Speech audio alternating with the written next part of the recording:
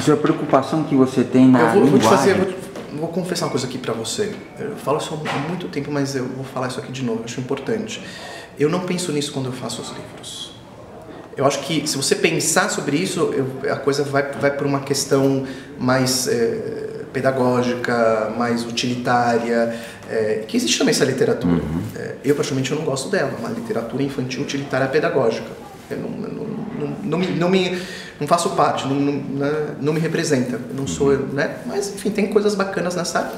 Eu não acredito que a literatura seja para isso, né? Eu escrevo livros não para ampliar, estou falando das consequências, mas eu não escrevo livros para ampliar repertórios, eu não escrevo livros para que a criança seja um ser humano melhor. Eu acho isso de uma arrogância total. Alguém escrever um livro porque quer edificar, moralizar a criança, quer que a criança seja um ser humano melhor. Eu acho isso de uma arrogância atroz. Né? Quem somos nós para quer melhorar? Né? Eu acho que a literatura ela tem outras funções e para mim tem outra função também na minha vida. Eu escrevo porque eu quero que as crianças e no começo as minhas filhas curtam boas histórias que sejam divertidas, emocionantes, que elas estremeçam, que elas fiquem com medo, que elas tenham fruição, que elas viajem, que eu tire elas do cotidiano, do lugar comum que a gente vive o dia inteiro, da rotina. Eu escrevo porque eu me divirto criando as minhas histórias, eu realmente me divirto demais, sofro demais. E quando eu termino de fazer isso, as pessoas compartilham. E o uso já é um uso que eu não tenho mais controle. Então as pessoas podem usar os meus livros depois para fazer coisas pedagógicas, claro, pode, isso já não me pertence mais, pode fazer o que quiser. Mas eu sempre falo que não foi essa a minha intenção. Quer dizer, então, eu não escolho, vou pôr uma palavra mais difícil ou mais fácil por causa da criança. Eu escolho a palavra que eu achei mais bacana para contar aquela história. Agora, se aquela palavra é uma palavra que é aparentemente mais difícil, a pessoa vai me falar isso, eu acho essa palavra difícil, aí eu respondo para vocês. Eu acho que não tem problema nenhum. Ela está ampliando o repertório, ela está crescendo. Mas foi uma preocupação minha, vou pôr esta palavra inexorável no texto, porque eu acho isso... Não, porque isso eu seria um professor, não um escritor.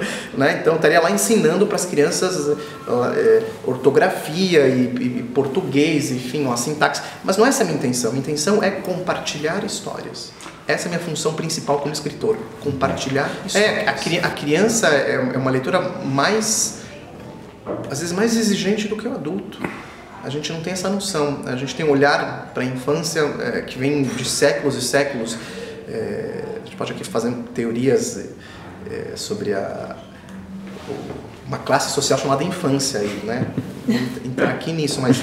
Enfim, você tem a opressão da mulher, você tem a opressão dos escravos, mas tem a opressão da infância também. Existe a opressão da infância, grande parte da história humana era cocô, nada, criança e o nada era a mesma coisa, gente, era nada. As crianças com 7 anos eram já adultos em todas as áreas do comportamento humano, não dava nem épocas... Da nossa história, as crianças não tinham nem nomes, porque morria tanta que não estava nem nome, isso é verdade. Quando eu conto para as minhas filhas que o parabéns para você, as pessoas não sabem disso, é um aniversário, parabéns para você comemorar o aniversário de criança nos Estados Unidos, por exemplo, uma coisa de 200 anos para cá, 300 anos, não tinha antes comemorar aniversário de criança, roupa de criança, brinquedo para criança, livro para criança, isso não existia, isso foi construído pelo ser humano, o conceito de infância foi construído por nós.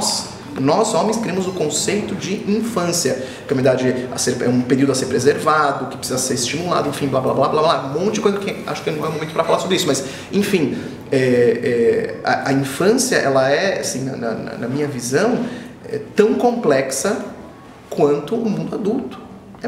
Mas é muito complexa. A gente tem algumas pessoas têm ainda uma imagem da infância desse passado oprimido, sabe? Que a criança é um anjo que caiu do céu, que a maldade não existe no interior dela, na alma dela.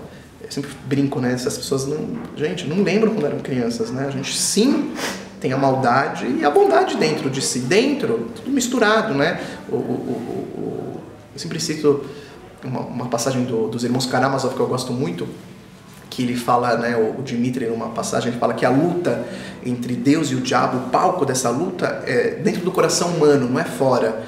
Então, o bem e o mal brigam dentro da gente, não fora. Isso também vale para a infância. A gente, quando era criança, a gente tinha um lado malzinho sádico. Matava formiguinha, colocava sal em lesma, derretia, fazia isso com o irmão, ciúme, blá blá blá. Milhões de coisas assim, que a gente acha que tipo, o adulto quer colocar isso para o lado, as crianças às vezes esquecem ou não, mas que fazem parte da complexidade da infância. E tem um lado poético, um lado bacana, tudo isso misturado. Então a criança é um ser complexo, é para esse ser complexo que eu escrevo. Eu tenho contato, eu tento ter contato com a minha própria infância, com o meu passado, e fazer a relação com o que eu enxergo ao meu redor, da minha família, as crianças que estão à minha volta, com as minhas leituras.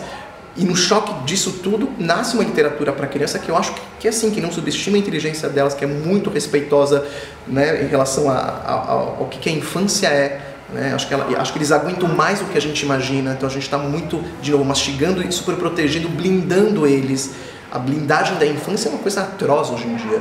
Né? A gente está blindando demais. Quanto mais a gente blinda a infância, mais eles se enfraquecem. A gente não está conseguindo perceber isso.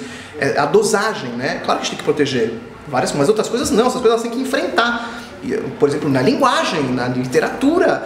É como aquelas mães que não deixam os filhos tocarem no chão porque está sujo, mas são mães assim, às vezes passam um pouquinho do limite, passa querosene na mão do menino depois que tá no chão, enfim. O que acontece com esse menino super protegido das sujeiras do mundo, fica com alergia. Isso aqui não é hipótese, isso aqui é realidade. Qualquer médico vai te falar isso, né? Essa coisa de muita limpeza, que passa o tempo inteiro, não sei o que lá, exagerado, a imunidade vai pro brejo. Você precisa criar contato um pouquinho com a sujeira, a famosa vitamina S, que a gente fala, né, que a criança põe lá, né, que vai criando resistência, uma coisa biológica que hoje sabemos. Isso vale para o mundo simbólico, a mesma coisa. Ela precisa ter contato com uma linguagem um pouquinho mais sofisticada e que desafie, que ela tenha mais, que cutuque ela, que tenha temas que a gente fala, esse tema ela vai... Não! Nós temos medo delas sentirem medo. Elas são mais fortes do que a gente imagina. Se elas fossem tão medrosas assim, elas não pediriam o tempo inteiro queremos histórias de terror. Não é uma coisa muito engraçada? A gente acha que eles não aguentam, mas eles querem. Quer dizer, são masoquistas? Grandes masoquistas assim. Não, eles querem histórias de terror para trabalhar o terror interno que cada criança tem. Porque a criança tem o seu terror, a sua bruxa interna. E uma boa literatura sabe lidar com essas questões. Né? Bom, daqui saem várias, mas tem uma área que eu estou muito curiosa. Você fala bastante de como a tua experiência com as tuas filhas, como é uma força criativa e como se multiplica, né? Como a tua infância e as diversas origens, tanto